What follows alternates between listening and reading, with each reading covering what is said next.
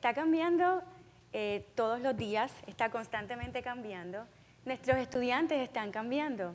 Desde jóvenes, niños de primer grado que están consumiendo contenido de jóvenes de tercer grado, de sexto grado, desde la transformación de los contenidos digitales a libros electrónicos, a currículos en línea, hasta lo que son herramientas tecnológicas que sustituyen lo que era la calculadora, lo que era la regla. Y esto nos lleva a un elemento bien importante, y es que nuestros jóvenes están aprendiendo sin nosotros, están colaborando sin nosotros, están compartiendo sin nosotros. ¿Por qué? Porque esta transformación hacia la digitalización se ha vuelto revolucionaria. Cada joven hoy día mínimo tiene 2, 3 dispositivos en los cuales conecta y accede a la información desde donde quiera que tiene la oportunidad de hacerlo. Pero esto pone una presión importante, sobre todo en el lado del educador. ¿Por qué? Porque a medida que estos contenidos y revoluciones digitales siguen creciendo, nos estamos moviendo a una era digital de aprendizaje. Y no debe ser muy extraño ver caritas como estas en nuestros salones de clase hoy día, porque de alguna manera todavía fallamos en lograr conectar el aprendizaje con los estudiantes y poderles enseñar de la manera que ellos quieren aprender. Esta estadística debe ser muy interesante para todos nosotros y lo que nos dice es que todos nuestros niños entran al sistema educativo con grandes aspiraciones, con grandes sueños. A todos les gusta la escuela cuando están en primero. Sin embargo, a medida que van pasando los años, su interés por la educación va disminuyendo. Ya cuando llega al 9º grado, ellos no entienden por qué tengo que tomar matemáticas, por qué me faltan 3 años más de ciencia. Peor aún, ¿por qué la ciencia y la matemática es importante para mi futuro?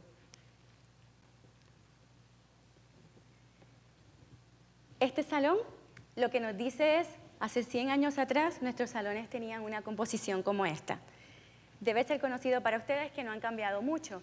Sin embargo, para este entonces no estaba mal, porque lo que estábamos preparando era estudiantes para una era industrializada, donde estábamos preparándolos para fábricas, donde usualmente lo que iban era recibir instrucciones, donde no había mucho espacio de colaborar, donde no era tan necesario el pensamiento crítico, la comunicación, la colaboración. Sin embargo, la fuerza laboral ha evolucionado. Hoy día, donde menos empresas vamos, todas promueven la colaboración. Tener la capacidad de conectarnos, de colaborar, de trabajar en equipo, es algo que lo vemos todos los días. Sin embargo, nuestros salones siguen siendo iguales. Cuando hablamos del aprendizaje del siglo XXI, pensamos que es algo que va a pasar de aquí a 100 años. Sin embargo, se nos olvida que estamos en el siglo XXI. Por lo tanto, el aprendizaje del siglo XXI es hoy. La transformación de la educación la tenemos que hacer hoy. Y todos somos parte de ella. El tener salones donde todavía impartimos de un solo lado, sin permitir la capacidad de que podamos conectarnos, de que las ideas puedan fluir, como esto que está pasando hoy, ¿verdad? Y aun cuando el estudiante pueda trabajar solo, cuando está en su casa, se conecta con el mundo entero. Aquello que la escuela lo limita, llega a su casa y encuentra un mundo de oportunidades porque la tecnología le permite conectarse y no le pone límites ni barreras. Por eso es que firmemente tenemos que entender que la tecnología tiene que habilitar el proceso de enseñanza y aprendizaje, que este proceso de transformación tiene que ser bien pensado. ¿Por qué? Porque muchas veces pensamos que transformar la educación con tecnología es como lanzar dispositivos masivamente a las escuelas, y lo vemos todo el tiempo. Muchas veces es la escuela que más tecnología tenga, que más diferentes dispositivos tenga. Sin embargo, no nos preguntamos, ¿para qué? Deberíamos empezar preguntándonos, ¿cuál es la meta que queremos alcanzar? ¿Cómo vamos a incrementar el aprovechamiento académico de nuestros estudiantes? ¿Cómo vamos a lograr una transformación holística en nuestro salón de clases y en nuestra escuela? Y que la tecnología sea el vehículo que vaya a apoyar esa visión. Esto lo que nos dice claramente es que nuestro sistema tiene que cambiar. Tiene que cambiar y son 4 elementos fundamentales. El liderazgo, tanto de los gobiernos, de las entidades públicas, de las entidades privadas, de la gente que hace política pública, de todos los que tienen que ver con el diseño pedagógico del país. Pero no menos importante, las prácticas de enseñanza innovadoras. No estamos diciendo que vamos a cambiar lo que vamos a enseñar, estamos diciendo que lo vamos a enseñar distinto, que tenemos que pensar cómo la tecnología va a transformar el salón de clases en una manera integrada y sobre todo que el estudiante sea el centro de atención. ¿Y cómo podemos lograr esto? Un buen ejemplo que les voy a dar son experiencias de aprendizaje inmersivas, donde el estudiante tiene la capacidad de interactuar con su físico a través de movimientos corporales y poder consumir contenidos a través del movimiento. Y esto me lleva a un tema importante, los videojuegos y la educación. Si nos preguntamos qué pueden tener similares los videojuegos y la educación, entre ellos ambos se miden de alguna manera, tienes que demostrar dominio de alguna forma. Y también, bien importante, ambos representan un reto. Sin embargo, cuando nuestros estudiantes ven una F, para ellos automáticamente significa no soy bueno en esto. O, en el caso de la universidad, me voy a dar de baja de la clase. O no me gustan las matemáticas. Sin embargo, cuando ven esto, su reacción es totalmente distinta. Porque significa un reto. Significa yo lo voy a intentar de nuevo. Yo tengo que ver en qué fallé. Y lo más importante de todo, que a veces fallamos en hacerlo, es en dar una retroalimentación instantánea. Los videojuegos nos dicen al momento si lo hice bien o no. Pero más allá de eso, me deja intentarlo, me deja corregirlo, me deja ver mi nivel de dominio en la destreza que estoy trabajando. Y esta estrategia integrada al proceso de enseñanza y aprendizaje se conoce como Gamification of Learning. No es otra cosa que integrar todos los componentes o elementos de videojuegos en entornos que no necesariamente son de videojuegos. Por ejemplo, esto que van a ver es el dash de un Ford híbrido del 2012, donde tiene integrado una plantita. Y básicamente, al ser un carro híbrido, a medida que la persona va guiando de forma responsable, la matita va creciendo, la plantita va creciendo, va dando frutos. Si la persona no guía responsablemente, tal vez frena mucho o tal vez consume más la gasolina en vez de la parte eléctrica, la matita se va muriendo. Y créanme, esto ha hecho una gran diferencia en cómo la gente piensa y cambia su conducta a la hora de manejar. Y en esta dirección hablamos de lo que es el aprendizaje kinestésico. Y no es otra cosa que cómo incorporamos el movimiento con el cerebro para poder aprender. ¿Por qué? Porque hay un concepto básico y fundamental, y es que no todos aprendemos igual. Y como no todos aprendemos igual, no podemos pensar que hay una receta mágica para que todos podamos aprender en un salón de clases de la misma manera. Esto lo que nos dice es que la combinación de los movimientos corporales con el cerebro hacen una gran diferencia. Y está probado científicamente. A medida que uno se ejercita, más materia gris desarrolla el cerebro, por lo tanto uno está más ávido para aprender. Y esta es dramática porque nos compara cómo 20 estudiantes tomaron un mismo examen al mismo tiempo. La gran diferencia es que un grupo no se había ejercitado y el segundo grupo sí había caminado por un periodo de tiempo. Y ustedes pueden ver cómo el cerebro, ¿verdad?, la materia gris incrementa. Entonces, la gran pregunta que les hago a ustedes, ¿puede ser divertido el aprendizaje? Yo creo que sí, yo les voy a demostrar cómo. Nosotros hicimos un proyecto en una escuela elemental, en un 4º grado, donde nos dimos a la tarea de pensar cómo íbamos a transformar un salón de clases, cómo íbamos a transformar la enseñanza de matemáticas en una escuela pública donde ya hay un currículo diseñado. Es que tomamos el currículo de matemáticas de 4º grado de esta escuela y alineamos todos los estándares y expectativas de la materia de matemática a un videojuego llamado Body and Brain Connection. ¿Qué buscaba esto? Primero, cambiar el entorno de aprendizaje. No tuvimos que cambiar el salón, lo pintamos, lo pusimos bonito, le cambiamos a los niños la forma de llegar al salón, pero más allá de eso le dimos la oportunidad de ellos manifestarse y aprender como les gusta. Tuvimos la oportunidad de desarrollar en ellos y de integrar las capacidades físicas con lo que era la utilización de su cerebro para poder contestar los ejercicios. Aquí impactamos un grupo de estudiantes donde 25% de la población eran estudiantes de educación especial y no los tuvimos que rezagar, no los tuvimos que sacar del salón. Los tuvimos integrados todos en un proyecto donde entendimos las limitaciones que cada uno de ellos tenía. ¿Y qué hicimos? Personalizar su aprendizaje, algo que todavía creo que tenemos una gran área de oportunidad. ¿Por qué? Porque teníamos niños que no eran muy rápidos contestando. Teníamos niños que se les dificultaba ver 3 más 2 y poder contestar 5.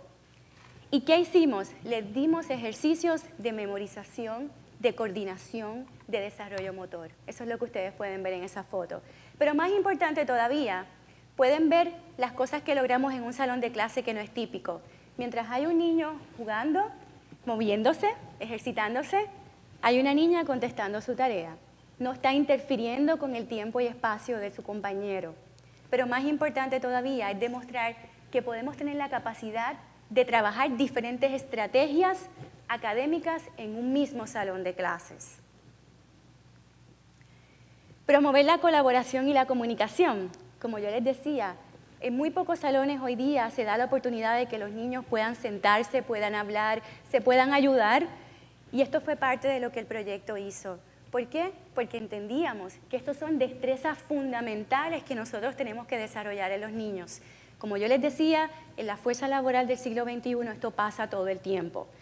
La gente que contrata tiene que tener la capacidad de comunicarse, de hablar, de colaborar, de desarrollar pensamiento crítico y de desarrollar destrezas de investigación, de poder entender cómo resuelve un problema.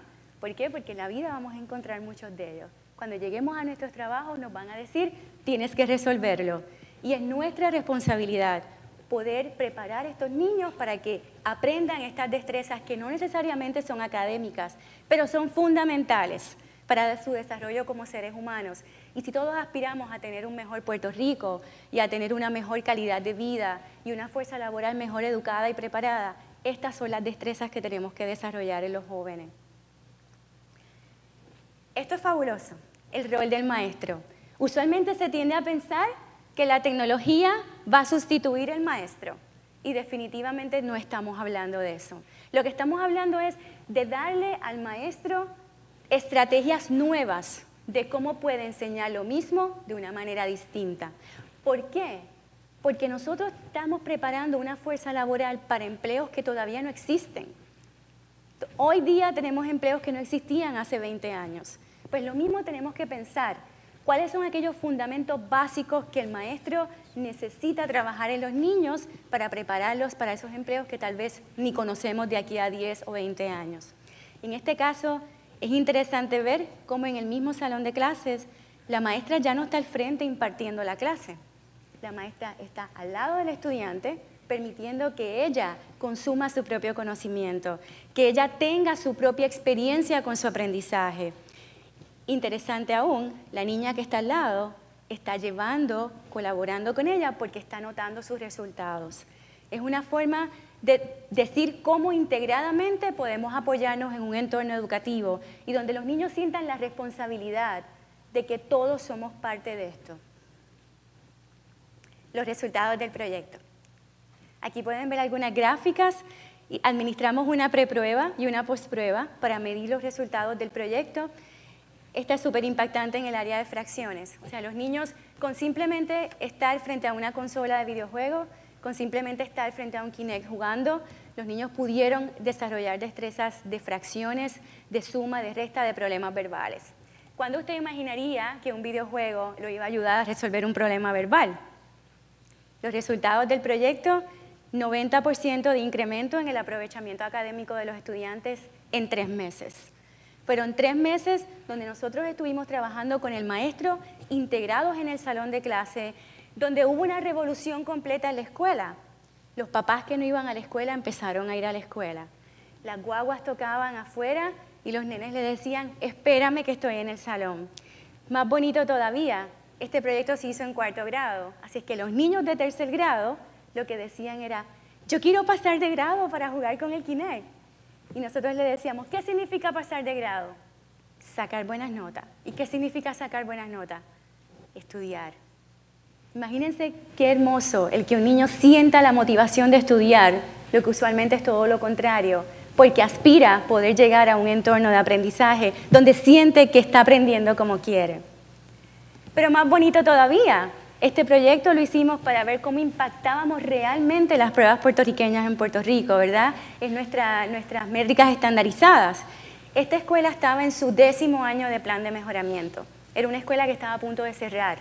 por bajo desempeño académico y su bajo desempeño era mayormente en matemáticas. Así que nosotros logramos trabajar de manera que estos niños fueron la nota más alta a nivel isla en las pruebas puertorriqueñas de aprovechamiento académico.